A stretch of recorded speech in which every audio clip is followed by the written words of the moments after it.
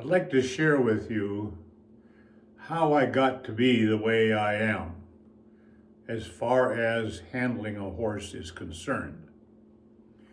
When I started shoeing in '67, it became quite apparent to me that a lot of people needed help as far as their horse's behavior was concerned. Now, it is the opinion of many farriers, and rightly so, it's the owner's responsibility to prepare their horse for the farrier so he can do his work. Well, that all sounds good, but the people don't know what to do. Otherwise, the horse wouldn't be the way he is. So I saw early on I needed to develop ways that were very clear, that worked very well, and helped the horses relax so that I could work safely on them. But it also needed to be quick. I was not going to have time to do a long, drawn-out training session so that I could trim their feet. I had appointments to make the rest of the day, and I just simply didn't have that time. So my challenge was to develop ways that worked well, with the end result of a horse being quiet and relaxed,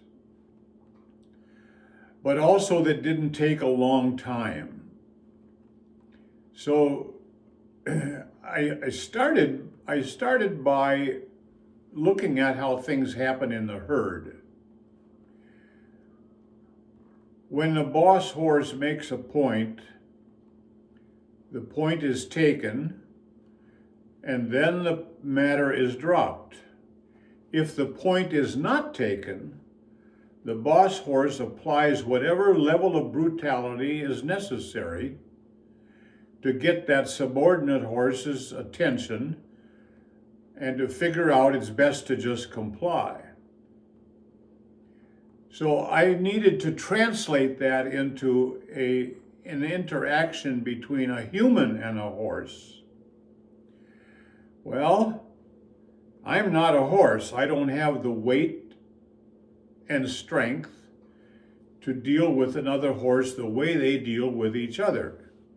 And I'm not particularly interested in biting a horse. So like I said, I had to translate that. Okay, so what do I do? Well, as I pursued that journey, it soon became apparent I had to act quickly, and I had to act without emotion. If I was angry or frustrated, the results I got were terrible.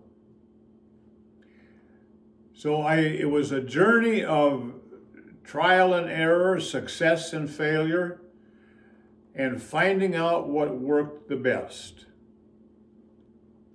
So by acting quickly with whatever force was necessary, but no more than necessary. And then after the point was made, just drop it.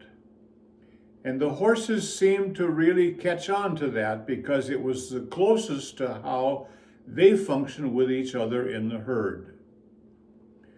So I would get after them if necessary, if they were defiant. If they were confused, I would teach them. If they were afraid, I would assure them, because unresolved fear and confusion always ends up in defiance or resistance.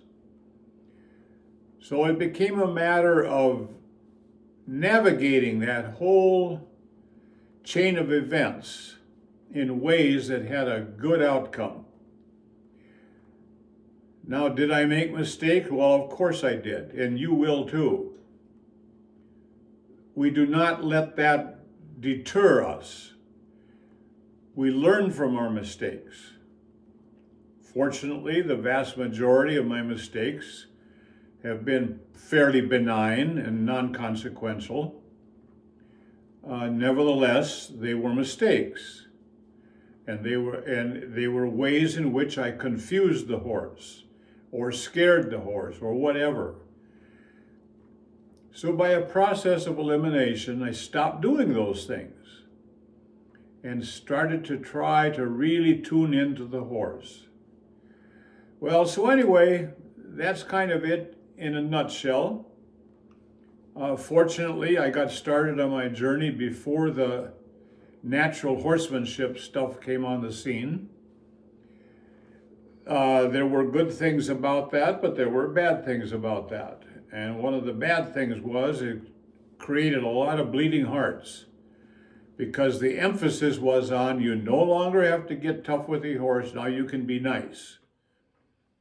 Well, the way that worked out in reality was horses gained a sense of entitlement because people weren't quick and clear and decisive. All right, I won't belabor that point anymore. Thank you. Something to think about, I hope.